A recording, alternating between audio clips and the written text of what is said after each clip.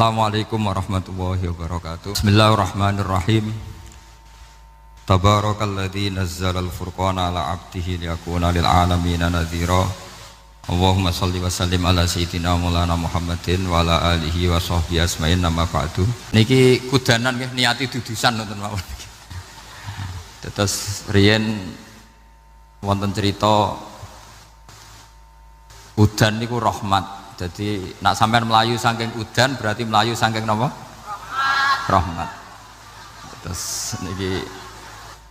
Terus cara berpikir niku udan niku rahmat. Terus termasuk tobat sing sah niku dawuh Imam Ghazali kon adus nganggo banyu udan sing ceblok langsung. Mergo nak liwat kenteng kadang kentenge iku hasil sumbangan proposal. Terus mun sing langsung mawon, sing liwat plastik mun mboten mandi niku. Mboten mandi niku sing niku mau sama niku.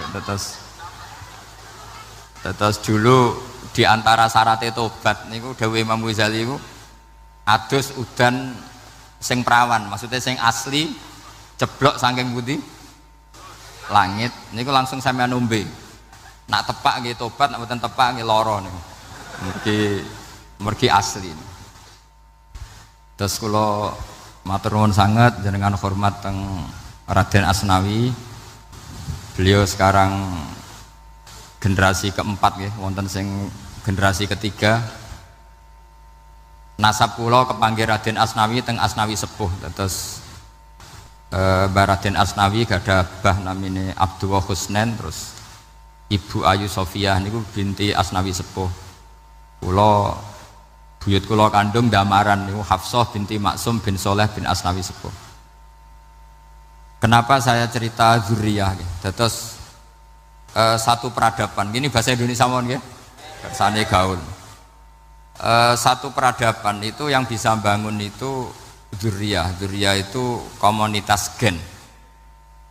Meskipun nanti komunitas gen itu bisa disadap atau dibajak oleh orang-orang yang tidak gen. Jadi agak ilegal tapi itu sah.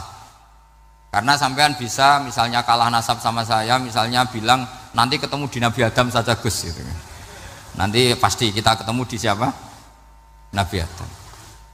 Terus kedua, kekalahan nasab itu udah abadi, karena nanti setelah jenengan ditanya di kuburan, bapak kamu siapa? Itu disuruh jawab Nabi siapa? Ibrahim. Terus kekalahan nasab sampean nanti berakhir di kuburan, karena nanti dijawab siapa bapak kamu, disuruh jawab siapa?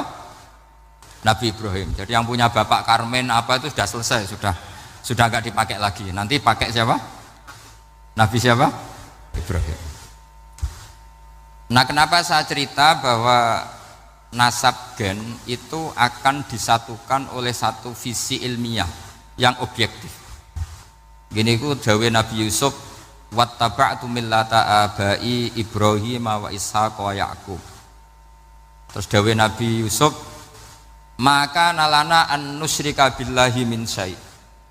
Jadi saya ngikuti leluhur saya. Ini dengerin ya, saya ngikuti leluhur saya, yaitu Nabi Yakub bin Ishaq bin Ibrahim. Leluhur saya itu siapa? Maka nalana an nusyrika billahi min syai', yaitu keluarga besar yang tidak pernah melakukan kemusyrikan. Ya, keluarga besar kami punya tradisi tidak pernah melakukan kemusyrikan. Dan bahkan itu dibahasakan tidak mungkin kita ini melakukan kemusyrikan. Maka nalana itu kira-kira kalau bahasa Indonesia itu kita ini tidak mungkin melakukan kemusyrikan. Nah, kenapa demikian? Itu berangkat dari logika yang permanen. Disebut yusabbitu Allahu alladzina amanu bil qouli tsabiti fil hayatid dunya wa fil akhir. Logika permanen itu begini misalnya. Kita ini kan hidup dari bapak dari ibu terus sampai Nabi Adam. Kemudian setelah Nabi Adam ini berakhir. Kemudian kita mau tidak mau berpikir Nabi Adam itu siapa? Terus diterangkan, ternyata Nabi Adam itu satu makhluk hidup yang mulanya dari tanah. Lewat wahyu Allah, lewat titah Allah, kun, kemudian jadi manusia yang bernama Adam. Sebelum Adam, Ada bumi, ada langit, ada cakrawala, macam-macam. Kemudian itu kita rumuskan lagi, asal usulnya adalah tidak ada. Adamiyun makhdun. Akhirnya kita tahu bahwa alam raya ini diwujudkan setelah dari tidak ada. Nah tentu terus kita berpikir, dari tidak ada menjadi ada itu pasti penyebabnya adalah sesuatu yang ada. Nah yang ada itu disebut wajibil wujud. Karena wajibil wujud ini wujud sendiri, nggak ada saingannya. Karena Allahu wala syai'amahu, Allah ada dan tidak ada pesaingnya. Maka kita ini berpikir nggak mungkin ada kekuatan manapun yang menyamai Allah. Sehingga nggak ada Yesus mungkin menyamai Allah, nggak ada Fir'aun, nggak ada Lata, nggak ada Uzza. Makanya disebut maka nalana an nusyrika billahi min syai'. Kita ini tidak mungkin melakukan kemusyrikan. Sama tidak usah tanya saya, Gus, tapi orang menjadi musyrik itu kan mungkin. Jawabannya itu tetap nggak mungkin. Kemusyrikan itu satu teori yang nggak mungkin. Tapi kalau orang musyrik itu mungkin. Memang akan dilibat. Tapi karena kita kenal Raden Asnawi itu dari sisi ilmiah, saya punya banyak kitab beliau. Mungkin saya termasuk pernah dulu yang membawa kitab beliau banyak ke Korea. Saya itu beli pesolatan tuh bukan 1-2 sampai 2 kerdus 3 kerdus. Itu mulai dulu, mulai saya ngiai sampai sekarang. Tak bawa ke Sragen, ke Solo Tigo, termasuk tak bawa ke Korea. Jadi mungkin ya ini GR saya ngaji di sini itu barokahnya jualan pesolatan. Tapi bukan jualan yang cari laba enggak, karena tak gratiskan, tapi itu dagang akhirat lah kira-kira gitu. Jadi kalau saya masuk neraka kita era pantas wong bakul pesolatan kok masuk neraka gitu. Kayak itu enggak pantas itu. Karena saya termasuk orang ya yang cara berpikir itu optimis. Dulu di sini ada orang alim alama namanya Raden Asnawi. Terus kemudian sejarah agak berpolemik, ada mengatakan beliau itu muridnya Syekh Nawawi, ada mengatakan tidak. Apapun itu yang saya yakini adalah beliau ya saling istifadah lah, saling bermanfaat bagi Syekh Nawawi Banten. Saya punya catatan sejarah banyak tentang Raden Asnawi karena guru-guru kita itu akan ketemu di Syekh Nawawi Banten.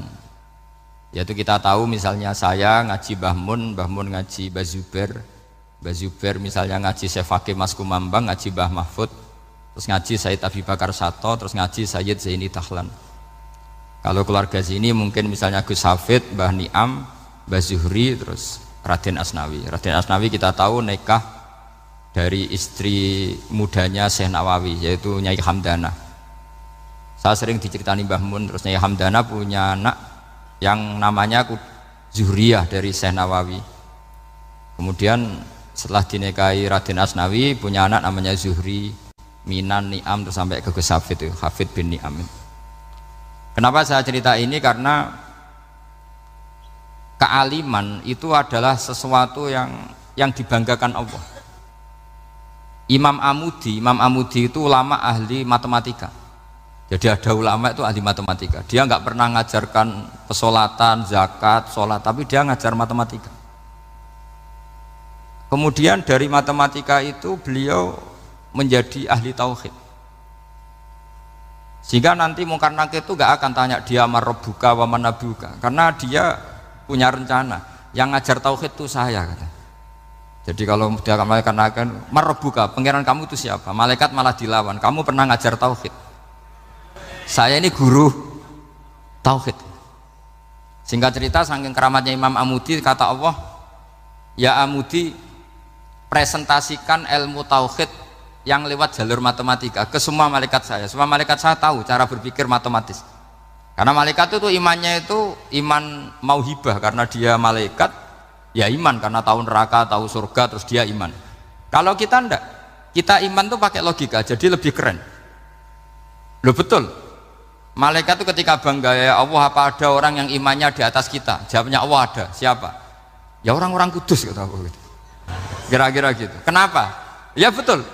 Karena kamu iman saya itu wajar, kamu tahu saya, tapi mereka nggak tahu saya tapi iman. Kenapa bisa iman ya Allah? Karena mereka punya logika, punya akal. Akhirnya Imam Mamudi disuruh sama Allah presentasikan logika tauhid kamu lewat jalur matematika. Malaikat disuruh dengerin semua, isma'u ya malaikati, ini mimpinya wali. Terus Imam Mamudi mulai mengajarkan nisbatul isnaini ilal wahid wa nisbatus salasa wal arba'ah ila ma la nihayatalah niku binisbatin wahidah, yaitu far'un minal asli wa huwa al wahid. Mbok angka sebanyak apapun 2, 3, 4 sampai 1 miliar itu nisbatnya ke angka 1 adalah nisbatul far'i ilal asli, semuanya berasal dari 1. Maka hadhil awalim atau hadal alam ila ma la nihayatalahu, tetap semuanya ini cabang dari 1, yaitu wujud dari 1, yaitu Allah Subhanahu wa ta'ala. Sehingga semenjak itu ditiru sekian ulama, akhirnya malaikatnya mantuk karena kepastian kalau Allah satu yang diyakini malaikat itu sepasti logika yang dibangun orang-orang manusia ini, padahal tidak ngerti Allah Subhanahu wa ta'ala karena pakai akal.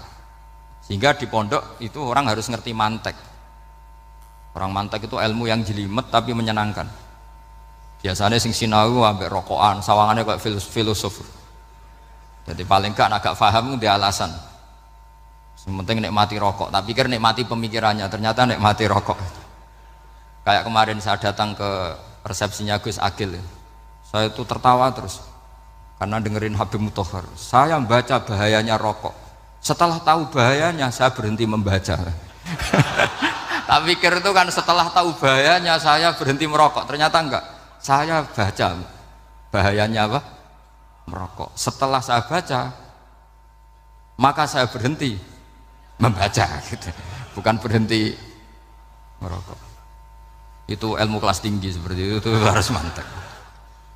Pernah beliau ditegur dokter, Beb, kalau rokok terus nanti mati. Tenang saja, saya masih bawa korek. Dikira itu kan orangnya yang mati, ternyata beliau enteng saja. Santai aja dok, saya masih bawa korek. Jadi saya bukan nyarankan santri rokok, tapi orang rokok itu memang punya logikanya sendiri. Kalau Banafek Hajen itu masih pernah bahas saya juga, karena Banafek juga turunan Mbah Mutamakin. Hak, rokok itu haram tau ora? Nak cara kula darani haram sebuti bah. Lah iya, nak haram ya bener aku. Mulane tak obong, barang haram apike diobong. Jadi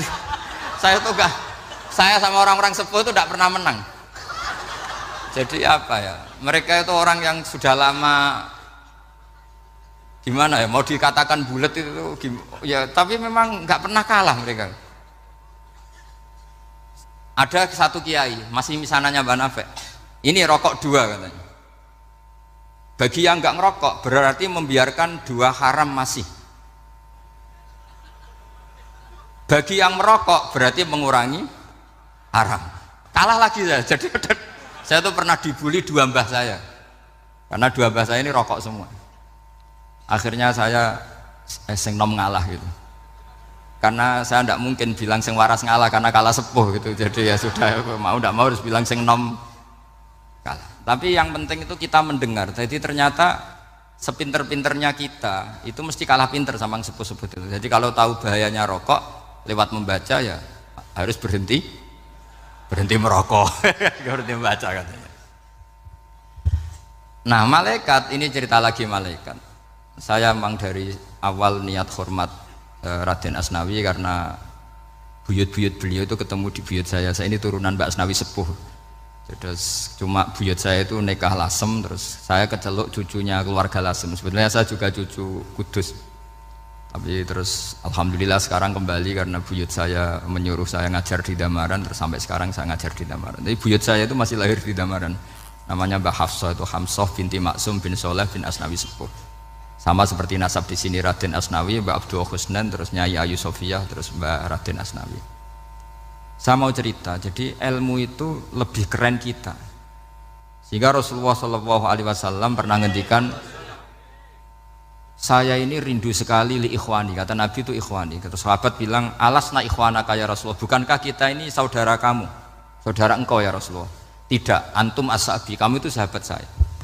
siapa teman-teman kamu itu ya Rasulullah? Yaitu kaumun yang tidak melihat saya kemudian iman kepada saya. Jadi mereka seperti kita semua di Kudus ini tidak melihat Rasulullah SAW, tapi iman sama Nabi. Dan ketika malaikat yubahi bikum malaikah, Allah bangga dengan malaikatnya, membanggakan kita. Sampai malaikat tuh sentimen, kok bisa ya Allah? Ya karena tadi kamu iman sama saya wajar, karena kamu melihat surga, melihat neraka, melihat aras. Sementara orang Kudus coba ngelihat apa? Paling simpang 5, apa simpang 7 itu. Tapi imannya nggak kalah dengan malaikat. Kenapa nggak kalah? Karena tadi kita diajarkan bahwa nisbatul isnaini wassalasah wal arba'ah ila ma la nihayatalaha itu sama-sama nisbatul far'i ilal asli. Tetap yang asli adalah angka 1. Jadi nggak mungkin aslu hadhil asya nggak dari Allah itu, nggak mungkin. Tetap dari zat yang satu.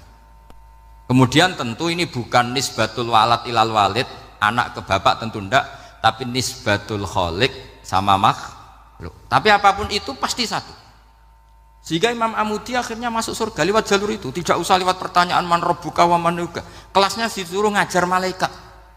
Saya punya rencana jadi pengajar malaikat nanti itu kan.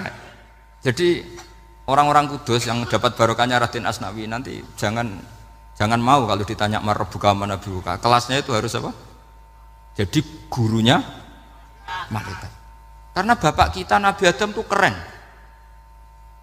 Nabi Adam itu adalah orang yang disuruh Allah dipresentasikan, dibanggakan Allah di depan para malaikat. Ketika ada malaikat yang agak hasut, tapi itu tidak malaikat papan atas, malaikat yang kebanyakan. Itu kan agak gak terima Nabi Adam jadi apa? Khalifah. Sampai malaikat ini usul ataj'alu fiha mayufsidu fiha wasfikut. Makanya kalau saya protes sama malaikat itu malaikat yang ini, bukan Jibril sama Israel. Kalau protes Israel bahaya. Bisa dihabisin. Saya pernah ditanya seorang kiai, Gus jenengan gojlok malaikat kok berani? Ya karena malaikat yang jenis ini pernah gojlok Nabi siapa? Adam. Nggak percaya kalau Nabi Adam itu layak mimpin sampai protes ataj'alu fiha may yufsidu fiha wasfikut dima. Tapi apa yang terjadi? Allah mengajarkan satu ilmu di Nabi Adam kemudian disuruh meresentasikan. Qala ya Adamu ambihum bi asmaihim. Adam, coba kamu presentasikan ilmu kamu. Setelah Nabi Adam fasih mempresentasikan ilmu, kata Allah, kamu bisa enggak sepinter Nabi Adam? Enggak bisa ya Allah. Makanya sudah saya bilang ini a'lamu malah. Saya lebih tahu siapa yang layak mimpin. Jadi layak mimpin itu pertama harus kuwatul ilm. Ilmunya itu harus kuat. Nanti saya akan cerita hubungannya Raden Asnawi dengan Syekh Nawawi. Apa itu hubungan teman, apa murid guru, itu memang masih jadi polemik sampai sekarang. Kalau saya ya keyakinan saling istifadah. Ini bahasa netral, tidak murid guru tapi saling apa? Istifadah.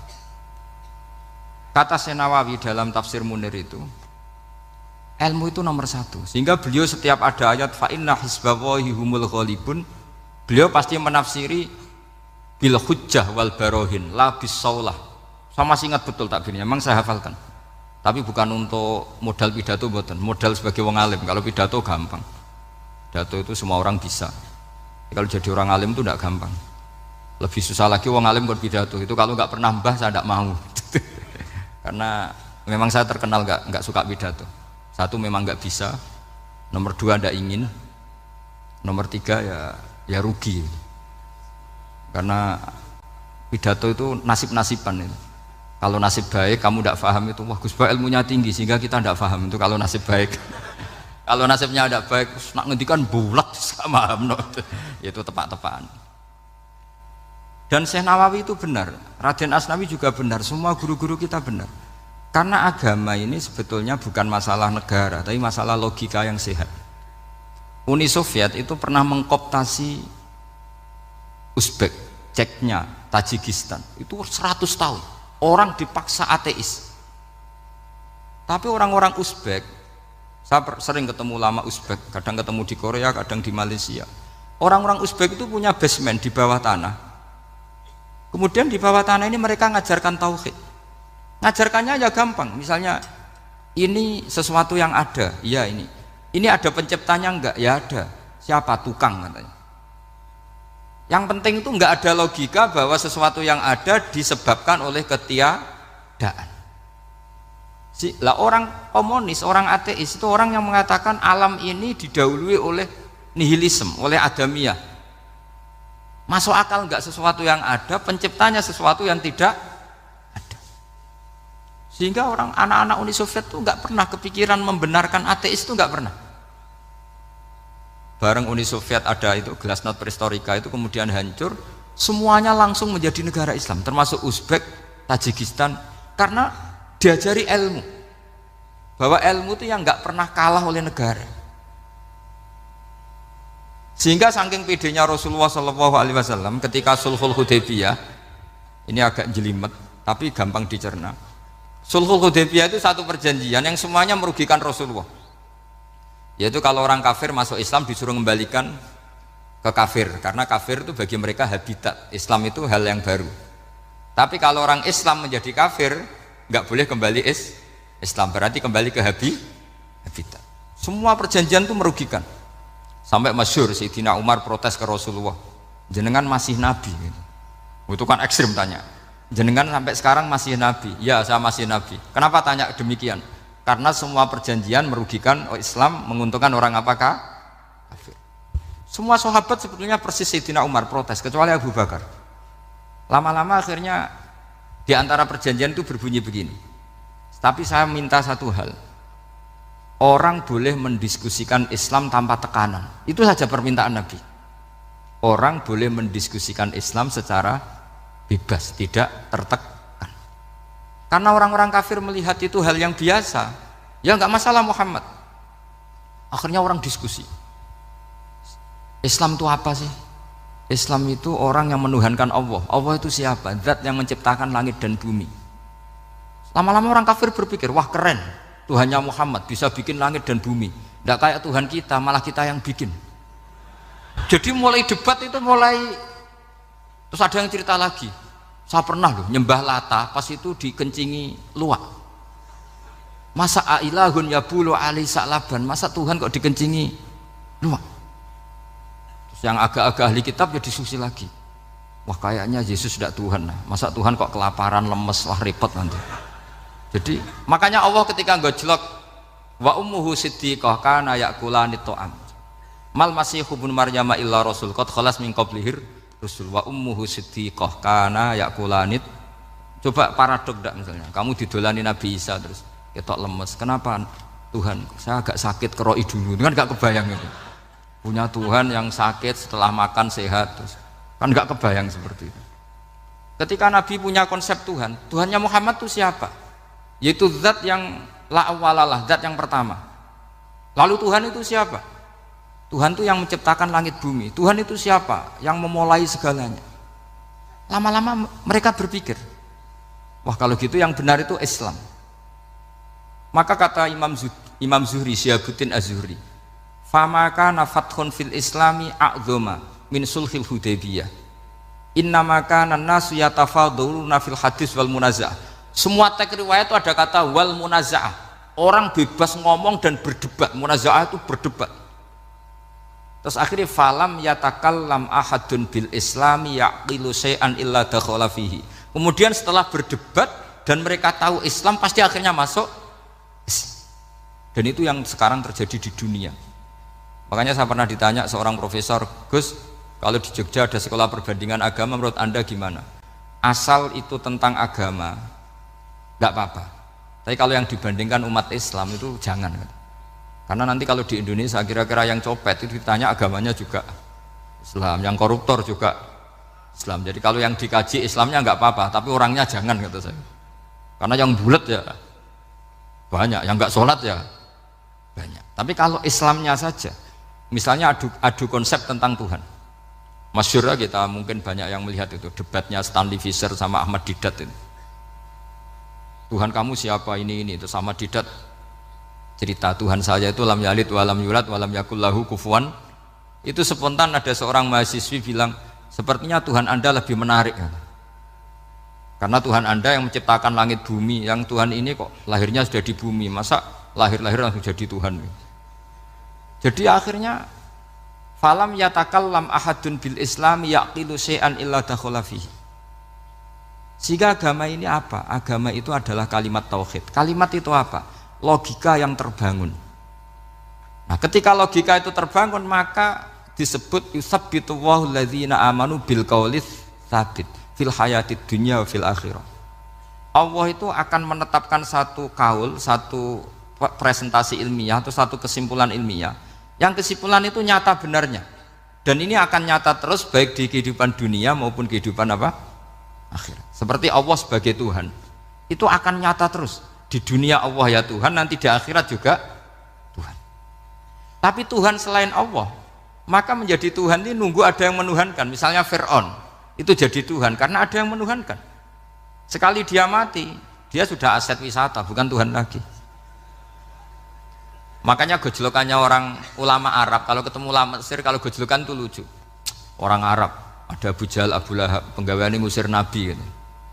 Itu gejolokannya ulama Mesir. Kata ulama Arab, kamu gayanya benci Fir'aun, tapi rizki kamu dari wisata melihat Fir'aun. Itu gejolokannya ulama Arab sama ulama Mesir. Sehingga agama ini mengajarkan apa? Satu kalimat. Makanya kamu harus belajar mantek. Dulu Raden Asnawi ya pengajar mantek. Dulu buyut saya di sini Mbah Fauzan, abahnya Mbah Pah itu, mbahnya itu juga pengajar mantek. Karena di antara yang diceritakan Allah itu wa ja'alaha kalimatam baqiyatan fi aqibih. Tugas utama Nabi Ibrahim adalah menjadikan satu logika. Kalimah itu logika. Itu menjadi logika yang abadi. Baqiyah itu abadi. Fi aqibih, di anak turunnya Nabi Ibrahim. Misalnya begini, saya beri contoh ya. Misalnya saya mengatakan teh ini hitam, itu menjadi kalimah karena diucapkan, tapi tidak menunjuk hakikat karena tehnya berwarna apa? Kuning.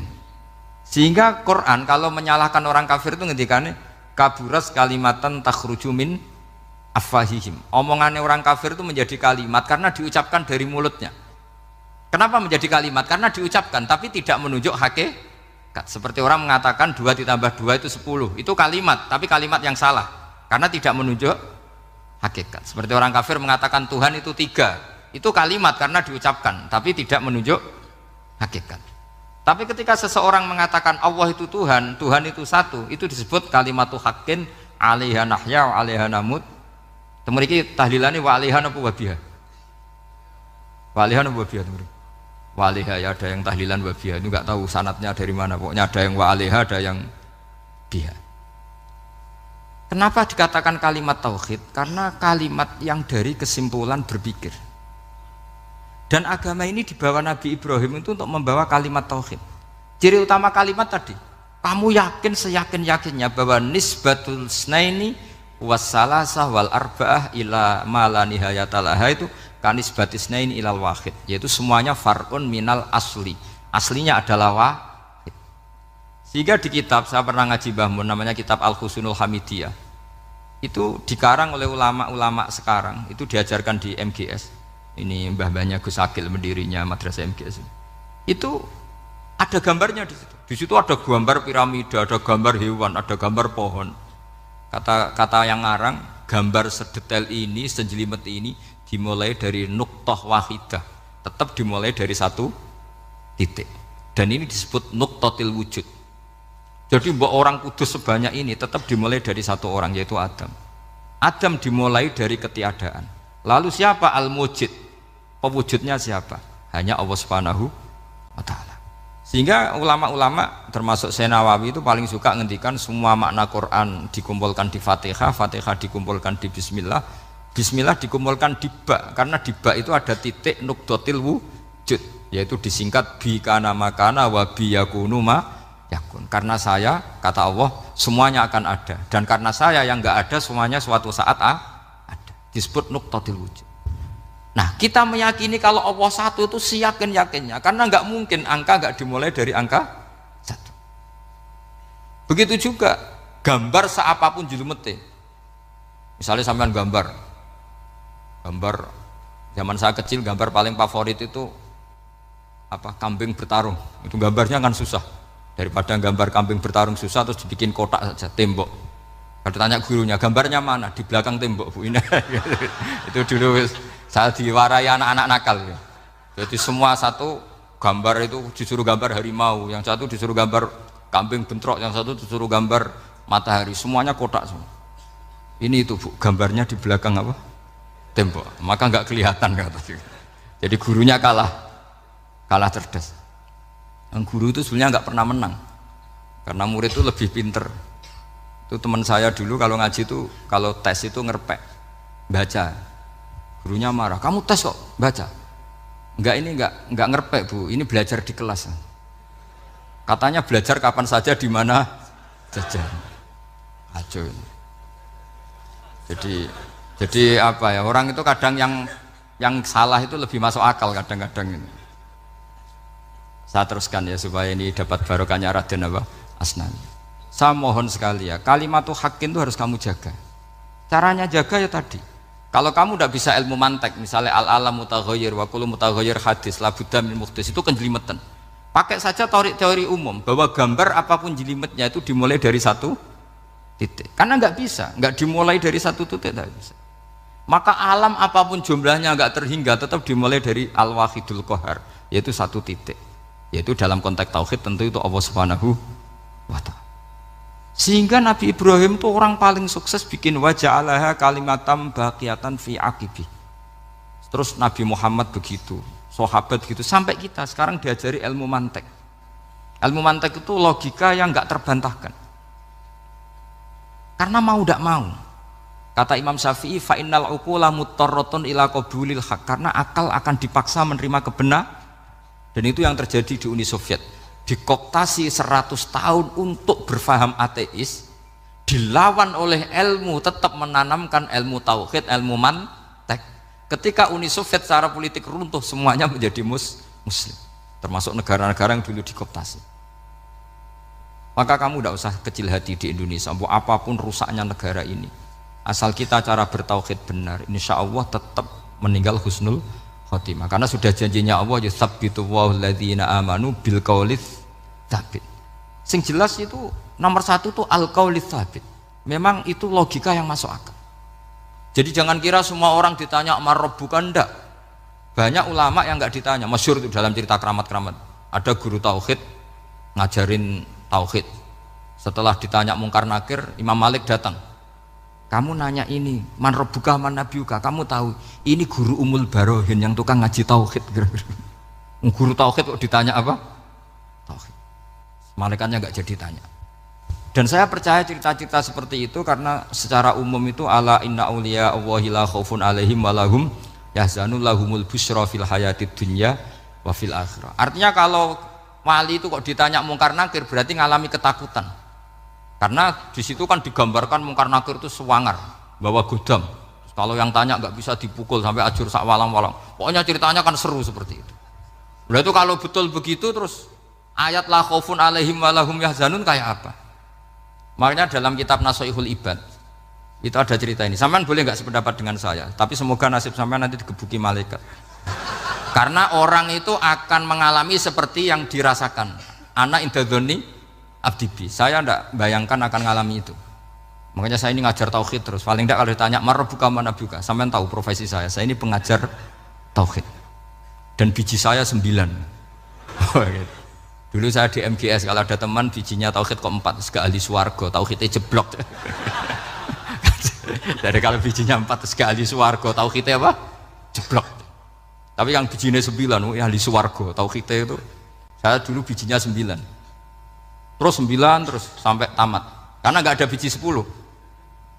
Karena kalau 10 itu kan terlalu sempurna, nggak baik lah manusia kok sempurna gitu. Jadi sudah 9 aja kan gitu. Tapi sebetulnya pantasnya ya dapat 10. Mergo saake, mergo tenan nggak tahu saya. Di Nashihul Ibad itu ada cerita gini dan saya percaya itu. Di sarahnya itu. Juga di sarah apa itu yang disarahi Syekh Nawawi itu. Pokoknya saya kalau ingat Raden Asnawi pasti ingat Syekh Nawawi. Saya tidak memastikan apa murid guru apa saling istifadah, yang jelas itu teman dekat, teman fil ilm. Sayyidina Ali itu pernah minta kasaf sama Allah. Saya percaya tidak semua orang ngalami marabbuka ditanya itu. Ya Allah, saya minta kasaf itu ngerti alam gaib. Ingin tahu Umar. Jadi diam-diam Sayyidina Ali itu ya mangkal sama Sayyidina. Wong kok kerase ngono. Angger wong kok tahu disentak, jajal wani nyentak malaikat ora, itu kata Sayyidina. Jadi dia minta kasaf karena kenangannya dia melihat Umar itu semua orang pernah disentak sama Sayyidina Umar itu. Maka Sayyidina Ali minta kasaf, ya Allah saya ingin melihat Umar menghadapi mungkar nakir, masih garangkah apa enggak? Itu dah, itu tidak. Minta kasaf.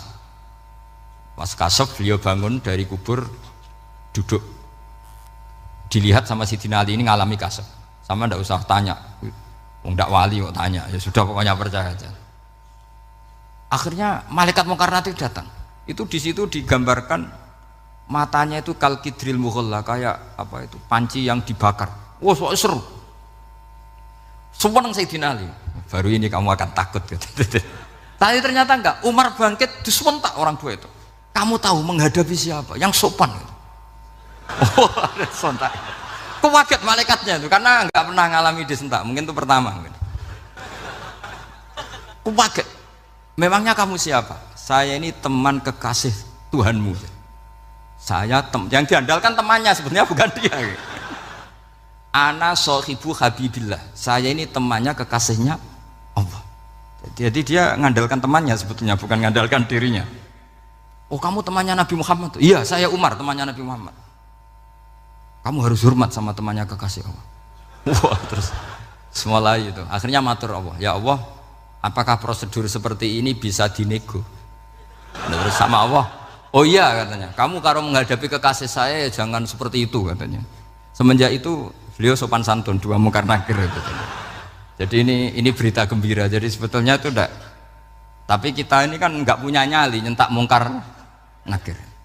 Semoga dengan gelar kita doktor tafsir, doktor tauhid gitu. Atau paling enggak guru kudsiyah tauhid gitu. Atau siswa terbaik dalam materi tauhid. Itu harus kamu bawa status. Jadi sehingga nanti ini saya ranking 1 tauhid, masa masih ditanya marbuka waman nabiuka. Dan itu menurut saya sah. Sama nggak usah protes takbirin tiga, susah usah takbiran.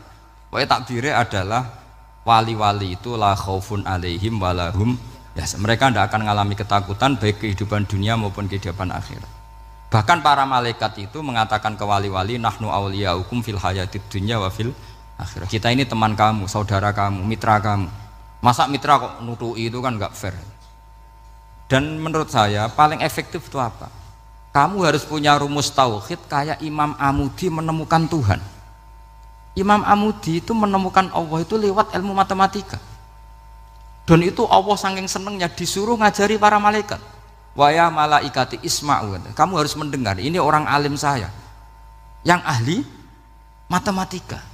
Tapi justru itu ngerti bahwa asal usul alam itu minal wahidil qahar. Dari zat yang satu. Akhirnya Imam Amudi mulai ngajar tuh. Nisbatus naini wassalah sawal arba'ah ila mana nihayatalaha iku kabeh iku far'ul wahid. Akhirnya malaikat mantuk-mantuk. Nah, iman seperti itu akan setingkat keyakinannya dan keakurasiannya sama dengan imannya para malaikat. Makanya Nabi ngendikan tubaliman amanabi walam yaroni. Sebagian riwayat disebut sab amarot. Nabi ngendikan sampai 7 kali. Benar-benar keren orang yang tidak melihat saya kemudian iman kepada apa yang bisa menemukan itu? Hanya akal. Misalnya contoh paling gampang ya yang dialami para ulama. Ya saya ulang lagi yang dialami para ulama. Ketika menemukan ilmu ya yang menjadikan mereka mahabbah Rasulullah Shallallahu Alaihi Wasallam. Nabi itu paling suka itu sholat. Nabi itu paling senang sama sholat. Wa qurratu aini fi sholat. Terus beliau ngendikan as-sholatu imaduddin. Terus beliau kalau muji sholat itu sundul langit. Sampai beliau kalau banyak masalah itu bilang ke Bilal, arikhna ya Bilal, saya kasih istirahat. Itu maknanya mau sholat. Semuanya sholat. Pertanyaannya adalah, apakah mungkin seorang raja yang ambisi jadi raja, kemudian yang dikampanyakan adalah orang supaya sholat? Tentu kalau Nabi seorang raja, beliau akan kampanye gimana? Narik upeti kayak apa, narik pajak kayak apa, biar Nabi kaya. Enggak. Nabi itu paling tersiksa kalau orang tidak sholat, tersiksa kalau orang tidak sujud. Loh, kalau beliau seorang raja, ngapain mempopulerkan sholat? Maka makna sholat imaduddin adalah sholat itu tiang agama. Maknanya tiang agama, kamu akan tahu betul kalau dia seorang nabi. Karena apa? Yang diajarkan adalah sholat. Loh, coba untungnya apa bagi Nabi Muhammad ketika umat Islam sholat? Kan tidak ada untungnya sama sekali. Justru itu kelihatan kalau dakwah beliau itu dakwatul haq, mengajak kebenaran. Lho wong kok kampanyane kon salat, mestine nak kepengin sugih kan kon bayar pajak, upeti. Tapi enggak, Nabi itu ngajarkan apa? Orang supaya salat. Dan ini diimplementasikan sama Raden Asnawi, beliau ngarang pesolatan. Orang sealim itu yang dikarang pesolatan. Makanya saya tuh kagum. Saya saksinya banyak, tanya murid-murid saya kalau beli pesolatan sak kerdus, saya kirim ke Korea, terus ke pedalaman-pedalaman itu. Karena saya butuh pesolatan, bahwa orientasi kita itu sholat. Sehingga wali-wali itu dulu, saya berkali-kali cerita kalau ngaji, wali-wali dulu itu kalau ditawarin Allah masuk surga itu tanyanya satu, ya Allah di surga ada sholat enggak? Kalau enggak ada saya enggak mau. Kalau sampean pasti enggak tanya gitu, pasti itu sudah ada. Sampean malah gini, enak mlebu swarga ora usah sholat mesti gitu. Sudah, jadi sudah lama sekali nganggap sholat itu problem. Dan itu berat masuk surga kalau begitu terus, itu berat. Itu pertanyaannya gitu. Karena alam rohani kita, saya ulang lagi, alam rohani kita itu tidak kebayang kalau kita hanya nyuwun sewu nikmati secara seksual, secara biologis. Makanya ada ulama ditanya, kenapa sholat itu lebih indah ketimbang nikmatal wiqo misalnya, nikmatnya hubungan biologis. Jawabnya ulama itu gini, lucu, jawabannya sederhana. Nikmatnya kamu punya anak itu apa? Jawabnya ulama itu lucu. Kalau sakit dia sembuh, kalau hilang dia datang. Saya ulang lagi ya, kalau sakit dia sembuh, kalau hilang dia datang.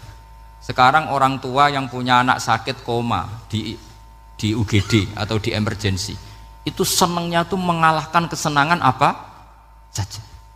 Kira-kira orang yang berhubungan intim atau yang hubungan biologis dengan orang yang sedang anaknya sembuh dari koma, senangnya senang mana?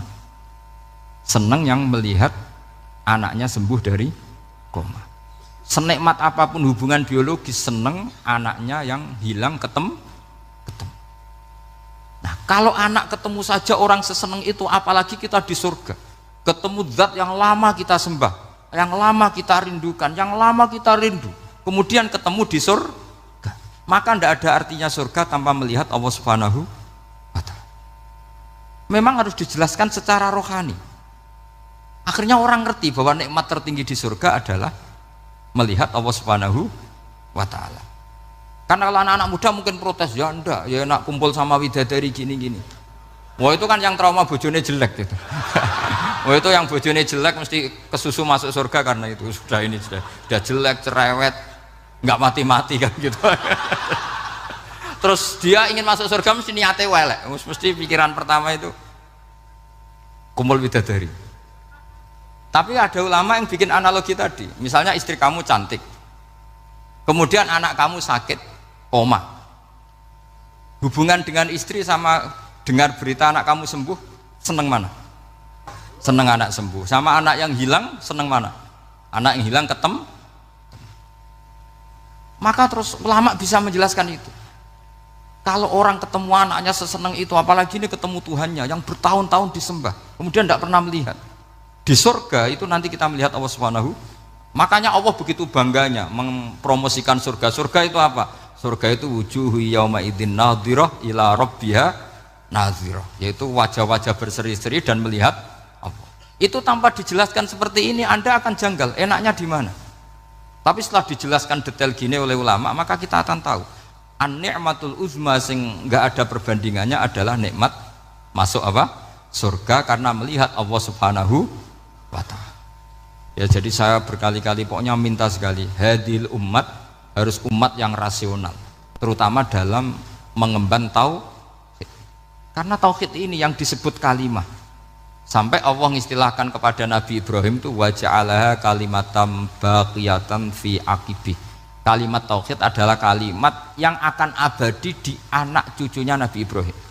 Baik anak cucu yang karena gen, mau anak cucu yang karena sebab, yaitu santri dengan kiai. Dan itu caranya gimana? Umat Islam jangan berhenti belajar mantek. Makanya di MGS, di Qudsiyah, di TBS, semua pondok pasti ngajarkan mantek, di Bendan, ilmu logika. Itu tadi, kalau kamu tidak bisa menemukan tauhid dengan cara tadi, dengan cara al-alam mutaghayyir wa kullu mutaghayyir hadis labudan min bukhtis, paling tidak pakai ilmu yang dilakukan Rasulullah SAW. Yaitu masyhur itu, saya sering cerita di mana-mana. Ada orang namanya Jubair bin Mut'im, Muhammad bin Jubair bin Mut'im. Itu dulu dia kafir. Dia orang pinter sampai dipasrai jadi negosiator untuk mengurus tawanan perang Badar yang ditawan Rasulullah Shallallahu Alaihi Wasallam. Ketika datang di Madinah, delalah pas maghrib, Nabi baca wattur wa kitabim mastur. Di antara ayat yang dibaca Nabi itu am khuliqu min ghairi syai'in. Masa manusia sebanyak ini kemudian mereka diciptakan oleh ketiadaan. Min ghairi syai'in itu oleh ketiadaan. Masa alam raya yang wujud ini, alam raya yang punya eksistensi ini kemudian penciptanya adalah ketiadaan. Padahal wal adamu la yakhluqu wa la yu'assiru wa la kadza wa kadza. Tentu sesuatu yang tidak ada itu tidak bisa dikatakan sebagai pencipta. Wong nggak ada, jadi faktor saja nggak mungkin apalagi jadi pencipta. Itu Nabi habis sholat langsung beliau sungkeman, ya Muhammad, saat ini juga saya iman. Karena logika yang dibangun ayat yang kamu baca itu menghabiskan semua logika saya. Intinya logika tauhid itu akan mengalahkan semua teori non tauhid. Itu yang disebut bal naqdhifu bil haqqi 'alal batili fayadmaghuhu fa idza huwa zahik. Kebenaran tauhid itu akan menghancurkan kekuatan apa saja.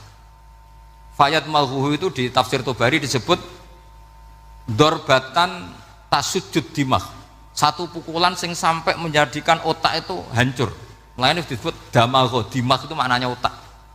Maka kamu usah khawatir kalau Islam didiskusikan di Uni Soviet, didiskusikan di Kanada, didiskusikan di Korea, pasti kalimat tauhid akan mengalahkan kalimatul batil. Pasti ja'al haqqu wa zahaqal batil, innal batila kana zahuq. Tapi syaratnya kita harus kuat. Makanya saya ini senang sekali yang namanya ngaji itu, saya senang. Karena saya tadi bercita-cita ingin jadi dosen setelah mati. Karena di dunia sudah tidak jadi apa? Dosen. Saya ingin seperti Imam Amudi. Pertama ketemu Allah, beliau disuruh ngajar malaikat tentang ilmu apa? Matematika yang mengarah ke tauhid.